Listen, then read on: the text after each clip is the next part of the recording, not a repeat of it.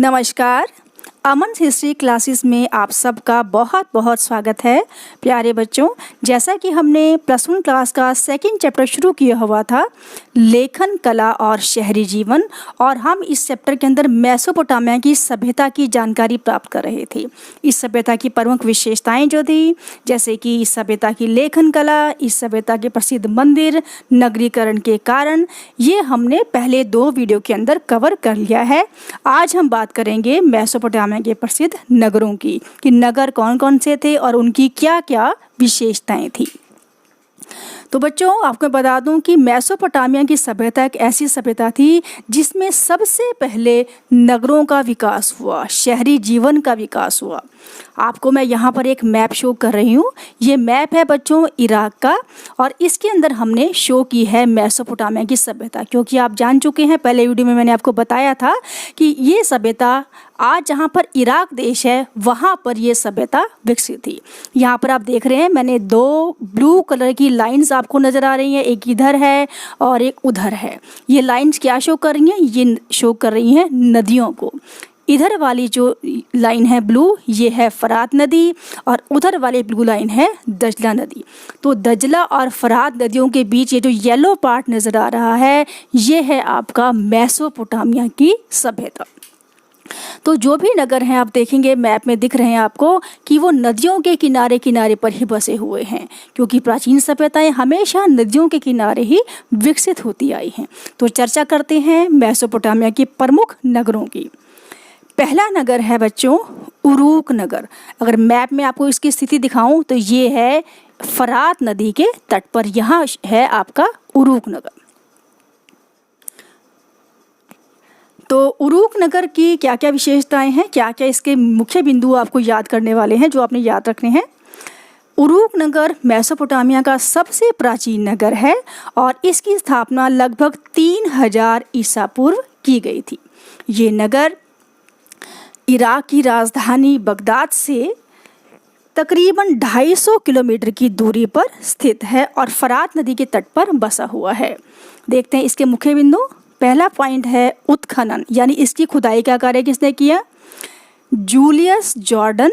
इसके द्वारा 1913 में इसकी उरूक नगर की खुदाई का कार्य किया गया। फिर है स्थापना।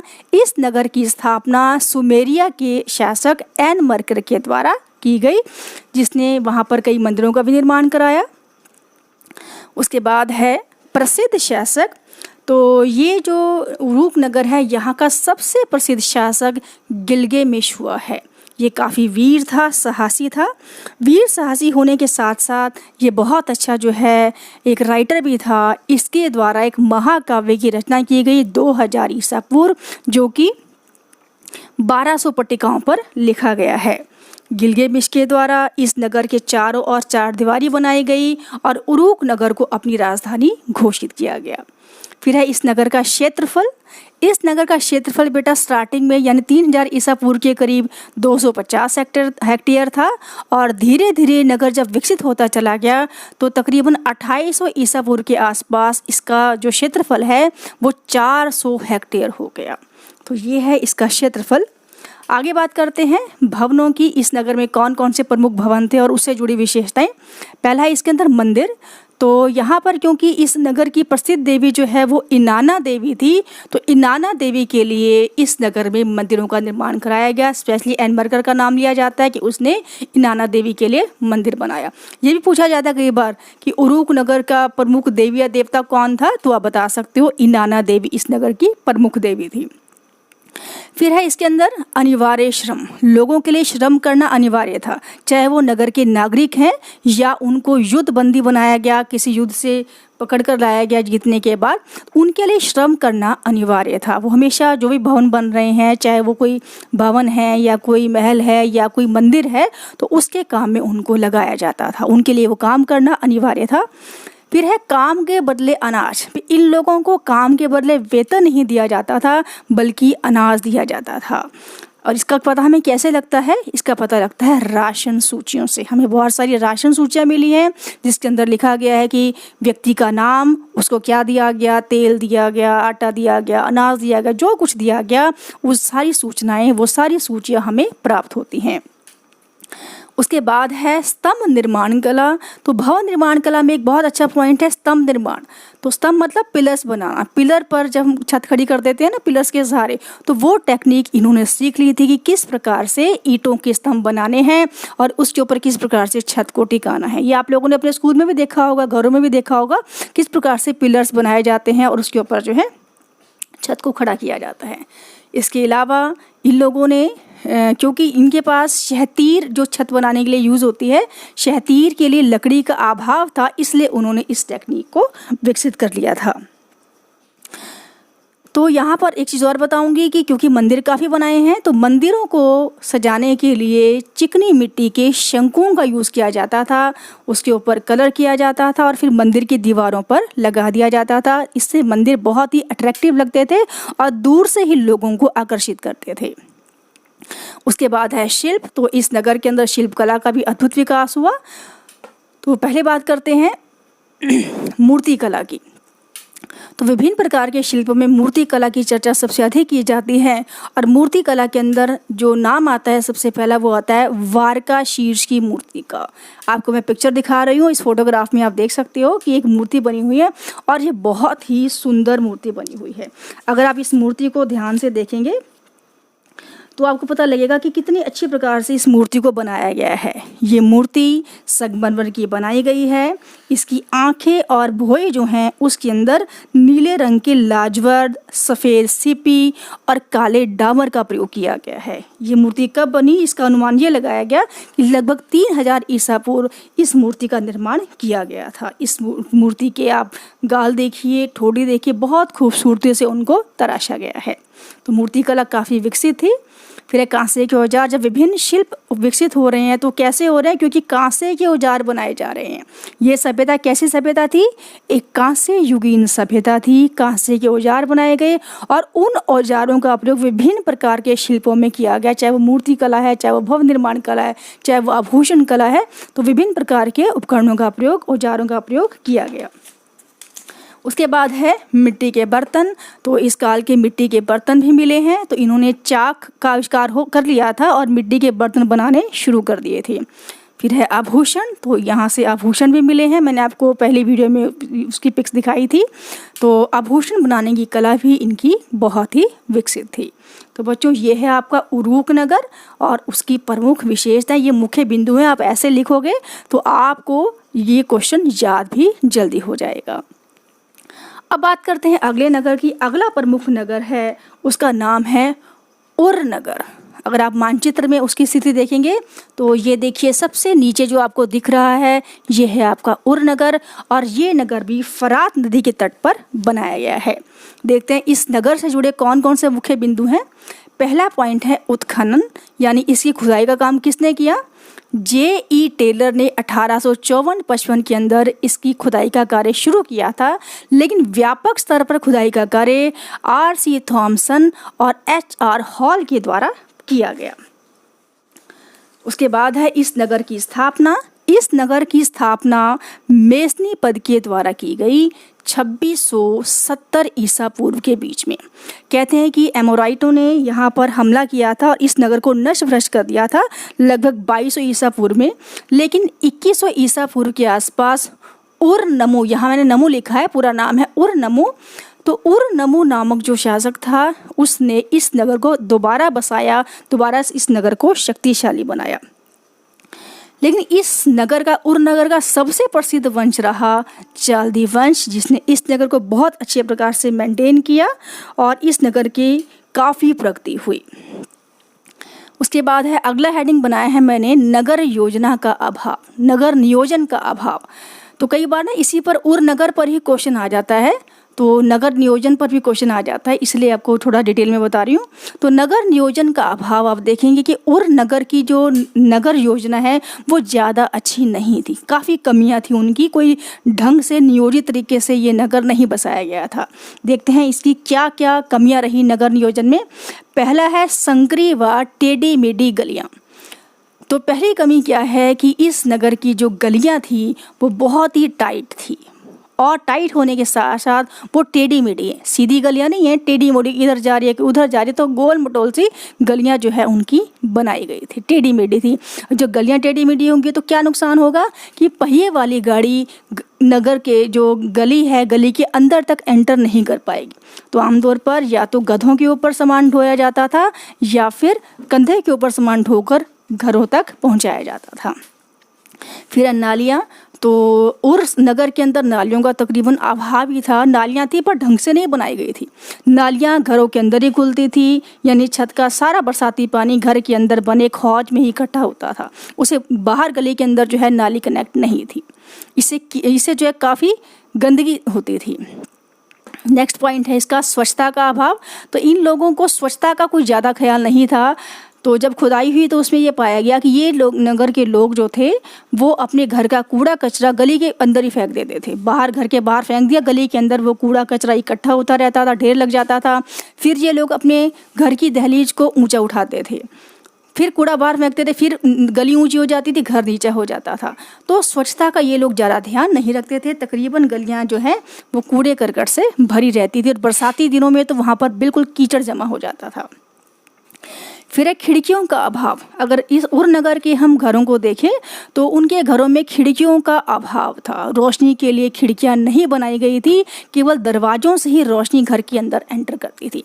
इसका रीज़न ये हो सकता है कि शायद घर की गोपनीयता को बनाए रखने के लिए उन्होंने ऐसा किया होगा। फिर है अंधविश्वास। तो ये लोग अंधविश्वासी भी थे। नगर नियोजन को लेकर ये माना जाता था कि अगर किसी व्यक्ति का घर दूसरे के घर के आगे घर का दरवाज़ा किसी दूसरे के घर के दरवाजे के आगे खुल रहा है, यानी दरवाजे आमने सामने हैं, इट मीन्स ये सिचुएशन जो है घर में कलह का कारण है।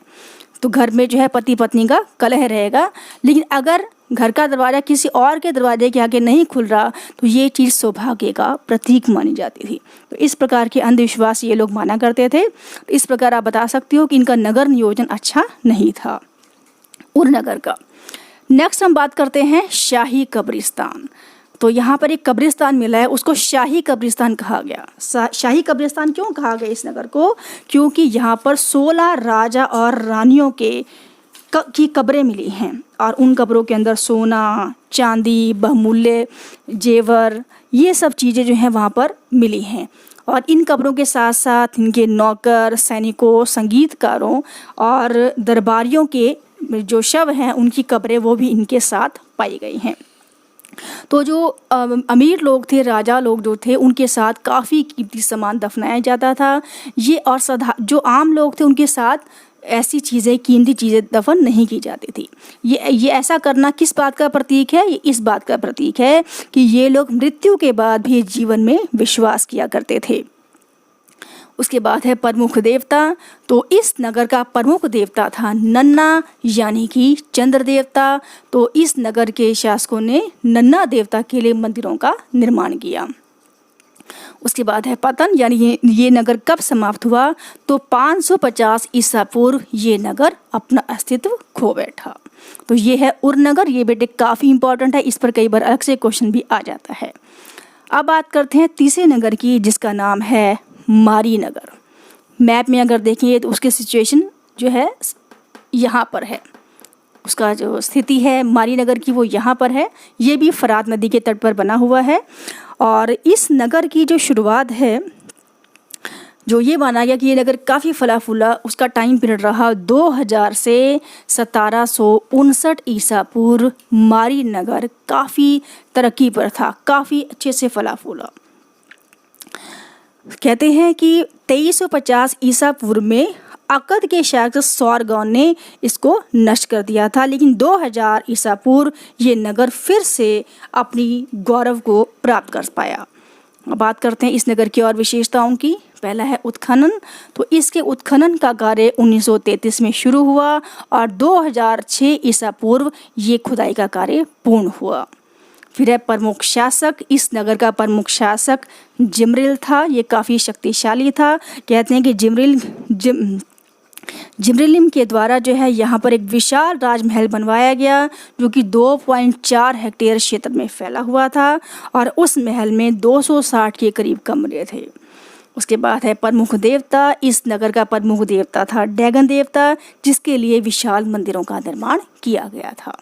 नेक्स्ट है जातियाँ। तो यहाँ पर कई जातियों के लोग रहते थे, जैसे कि अकदी, एमोराइट, असीरियाई। तो कई जातियों के लोग जो है वो यहाँ पर रहा करते थे। उसके बाद है प्रमुख व्यवसाय। इस नगर के लोगों का प्रमुख व्यवसाय था कृषि और पशुपालन। तो ये लोग पशुपालन करते थे, कृषि किया करते थे। और उसके बाद है व्यापार। ये लोग व्यापार भी किया करते थे, स्पेशली तांबा और टिन का व्यापार ज़्यादा होता था। तुर्की, सीरिया, लेबनान और ईरान जैसे देशों के साथ इस नगर का व्यापार चला करता था। तो ये है बेटा मारी नगर। चलो बच्चों, अगला नगर है हमारा किश नगर। किश नगर भी मेसोपोटामिया का एक महत्वपूर्ण नगर रहा है, जिसकी स्थापना लगभग 3000 ईसा पूर्व हुई। बच्चों, ये नगर ऐसा नगर था जो कि जल प्लावन यानी कि बाढ़ के बाद बसा था। इस नगर का उत्खनन कार्य 1912 से 14 के बीच में और 1923 से 33 ईस्वी के बीच में एंग्लो अमेरिकन दल के द्वारा किया गया। फिर इसका शासक, इसका जो पहला शासक था वो उर्तुंग इसका प्रथम शासक था, जो कि काफ़ी पराक्रमी था और उसने ईरान पर काफ़ी लूटमार की और इसके शासनकाल में ये नगर उन्नति के चरम शिखर पर था। इस नगर पर एक रानी ने भी राज किया, जिसका नाम था कुबाबा, जो कि 2450 के लगभग राजगद्दी पर बैठी थी। तो ये भी काफ़ी शक्तिशाली रानी थी। फिर है देवता। इस नगर का प्रमुख देवता है जबाबा देवता। यहाँ की खुदाई से हमें बहुत सारे महल, भवन और जिगुरात और समाधियाँ मिली हैं। जिगुरात का मतलब होता है सीढ़ीदार इमारत है बेटे, ये मंदिर की तरह सीढ़ियाँ इसके अंदर काफ़ी बनी हुई हैं। अगला नगर है हमारा निन्वे। तो निन्वे जो है ये भी मेसोपोटामिया का एक अति प्रसिद्ध नगर रहा है। इसकी स्थापना नीनस के द्वारा 1800 ईसा पूर्व के लगभग की गई। इस नगर का सबसे जो प्रसिद्ध शासक रहा है वो रहा है अशुरबनीपाल, जिसने 668 से 627 ईसा पूर्व तक राज किया। अशुरबनीपाल एक बहुत ही शक्तिशाली शासक था। उसके शासनकाल में इस नगर ने बहुत उन्नति की, काफ़ी तरक्की की। उसने इस नगर में बहुत सारे भवन बनवाए, मंदिर बनवाए, महल बनवाए, पुराने भवनों का उसने मरम्मत करवाई। और अशुरबनीपाल जहाँ एक अच्छा शासक था, वहीं वो अच्छा जो है साहित्य का भी शौकीन था। उसने एक पुस्तकालय बनाया नाबू के मंदिर में और उस पुस्तकालय में 23,000 पट्टिकाएँ रखाई, जो कि विषय के अनुसार रखवाई गई।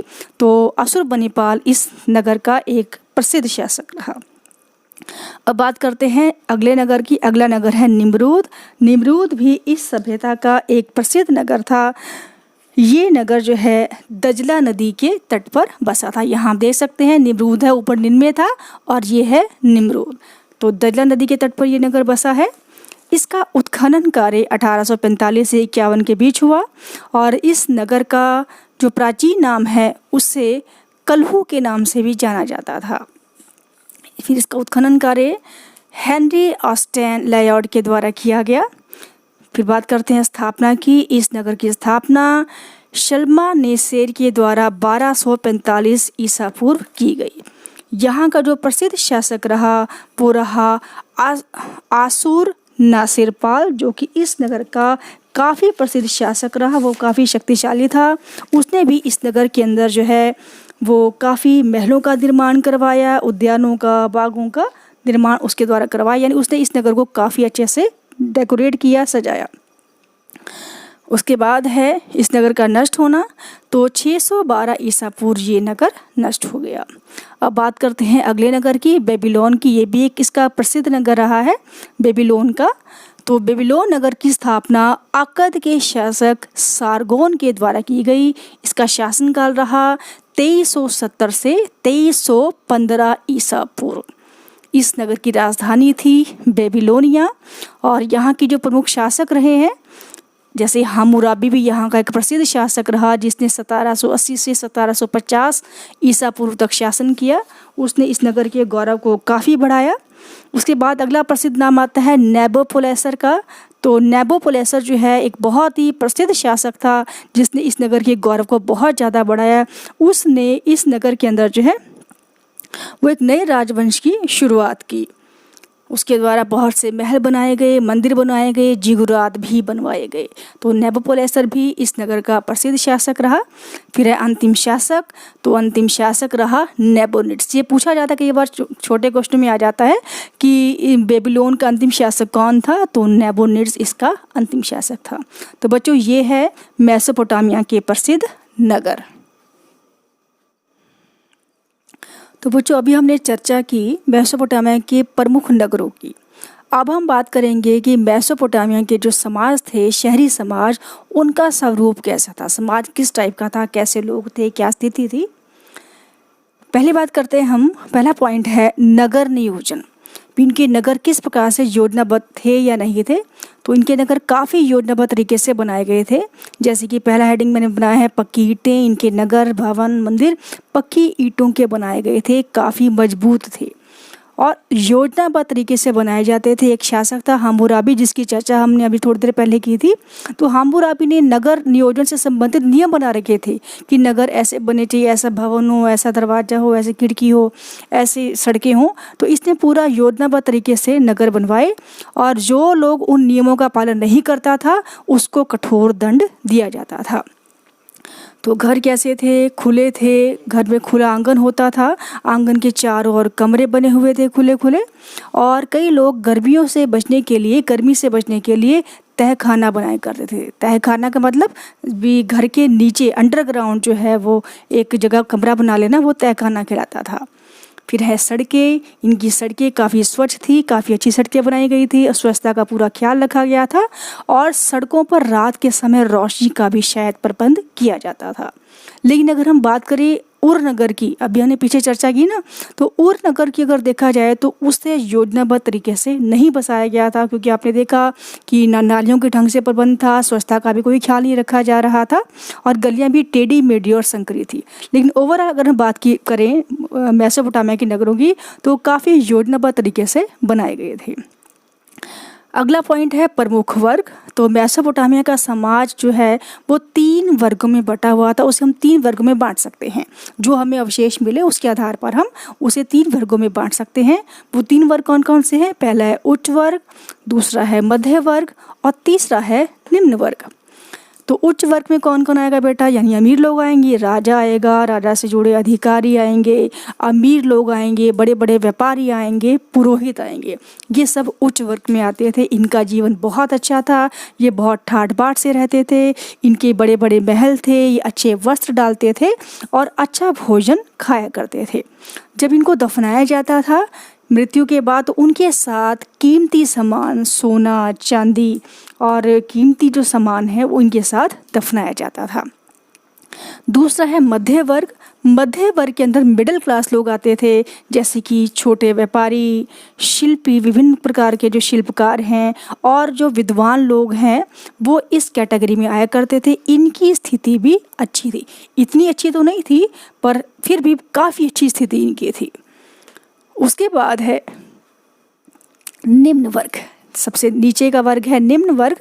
इसके अंदर आते थे किसान, मजदूर और दास। इनकी स्थिति जो है वो अच्छी नहीं थी, बहुत ही दयनीय थी। स्पेशली जो दास हैं इनकी स्थिति तो सबसे ज़्यादा शोचनीय थी। इनको जब दफनाया जाता था तो इनके साथ कोई कीमती चीज़ नहीं बल्कि साधारण सी वस्तुएं ही रखी जाती थी।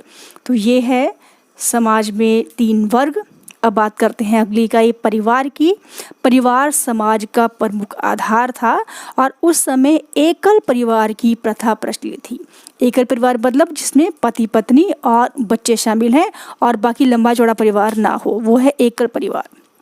जिसमें माता पिता और बच्चे शामिल होते हैं। तो उस समय के परिवार पितृ प्रधान होते थे। पिता घर का मुखिया होता था और उसकी हर बात की हर आज्ञा का पालन करना परिवार के सभी सदस्यों का कर्तव्य होता था।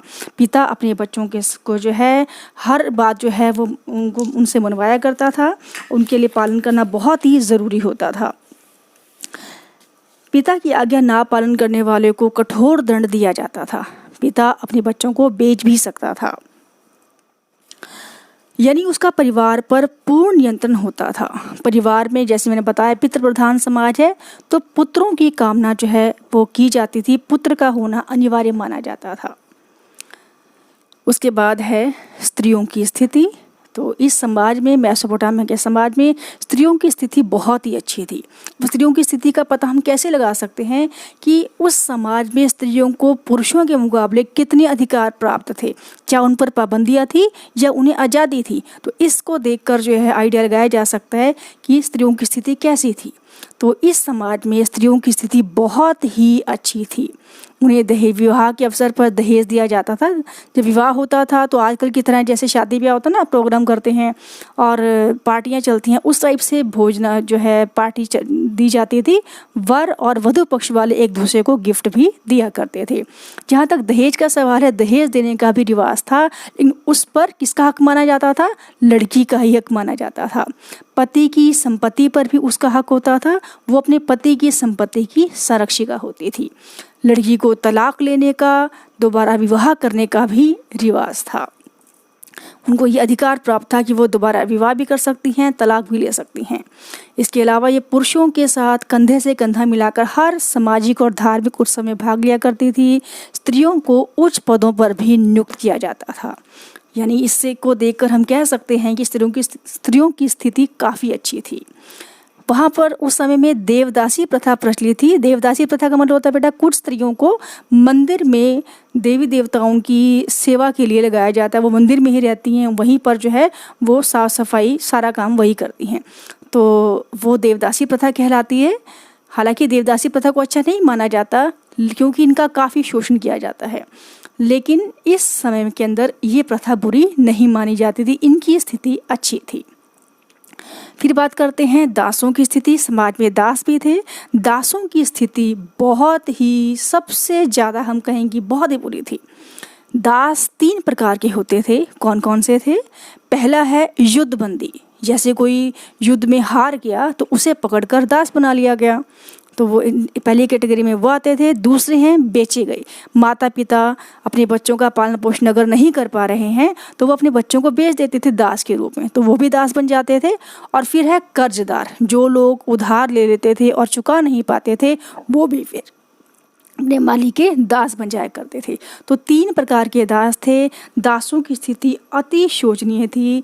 इन्हें किसी प्रकार का कोई अधिकार प्राप्त नहीं था। ये केवल और केवल अपनी मालिक की कृपा पर ही निर्भर रहते थे। इन पर काफ़ी नियंत्रण रखा जाता था और अगर कोई दास भागने का प्रयास करता था तो उसको कठोर दंड दिया जाता था। कई बार मृत्यु दंड भी दे दिया जाता था। तो इनकी स्थिति बहुत ही ज़्यादा शोचनीय थी। लेकिन हाँ, अगर कोई दास अपने मालिक को, जैसे ये कर्जदार है, अगर इसने रकम चुका दी, जो उधार लिया पैसा चुका दिया, तो ये मालिक को पैसा देकर स्वतंत्र भी हो सकता था।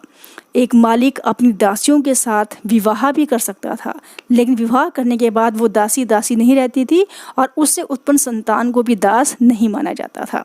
तो दासों की स्थिति सबसे शोचनीय थी। उसके बाद है मनोरंजन। ये लोग अपना एंटरटेनमेंट कैसे करते थे? नाचकर, गाकर, शिकार खेलकर, कुश्ती खेलकर, इसके अलावा पशु पक्षियों की लड़ाइयाँ करवाकर, शतरंज खेलकर ये अपना मनोरंजन किया करते थे।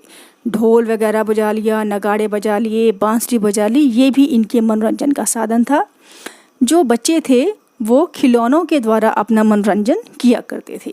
तो ये है मेसोपोटामिया के समाज का स्वरूप। तो बेटा इसी के साथ ही हमारा ये चैप्टर कंप्लीट होता है। हमने इसके 3 पार्ट बनाए हैं। जिन्होंने पहले 2 पार्ट नहीं देखे वो पहले 2 पार्ट देख सकते हैं और इस चैप्टर की पूरी जानकारी प्राप्त कर सकते हैं। उम्मीद करती हूँ आपको मेरा ये आज का वीडियो पसंद आया होगा, समझ में आया होगा। अगर आपको ये वीडियो अच्छा लगा तो आप इसे लाइक कीजिए, शेयर कीजिए, इसे ढेर सारे कमेंट दीजिए और मेरे चैनल को सब्सक्राइब करना मत भूलें। तो अब मिलेंगे हम अगले वीडियो में अगले चैप्टर के साथ।